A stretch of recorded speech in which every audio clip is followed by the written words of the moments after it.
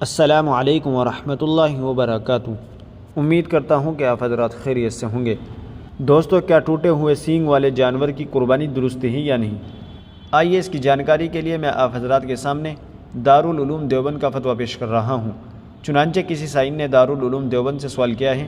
سوال نمبر 1، نظر یا منت کی قربانی سے پہلے کیا واجب قربانی کی جا سکتی ہے یا نہیں؟ سوال نمبر 2، اگر قربانی مشترکہ ہو تو کیا ہر ایک کی اجازت یا ہر ایک کی موجودگی ضروری ہے؟ سوال نمبر 3، اگر قربانی کے جانور کی ایک سینگ یا دونوں سینگ ٹوٹ جائے تو ایسے جانور کی قربانی کر سکتے ہیں یا نہیں؟ نوٹ: تمام سوالوں کے جواب مع دلائل عنایت فرمائے، عین نوازش ہوگی۔ تو چلیے دیکھتے ہیں دارالعلوم دیوبند نے اس کا کیا جواب دیا ہے۔ بسم اللہ الرحمن الرحیم۔ جواب نمبر 1، واجب قربانی پہلے کر سکتے ہیں۔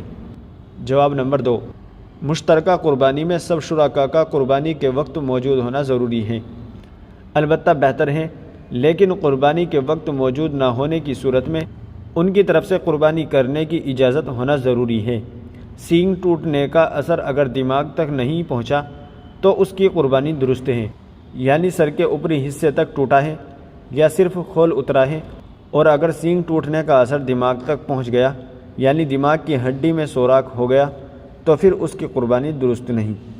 واللہ تعالی علم۔ دارالفتہ دارالعلوم دیوبند۔ ناظرین، امید ہے کہ مسئلہ آپ کی سمجھ میں آ گیا ہوگا۔ ویڈیو کو زیادہ سے زیادہ شیئر کر دیجیے گا اور ہمارے چینل کو سبسکرائب بھی کر دیجیے گا۔ تو چلیے پھر ملتے ہیں کسی دوسری ویڈیو میں۔ السلام علیکم ورحمۃ اللہ وبرکاتہ۔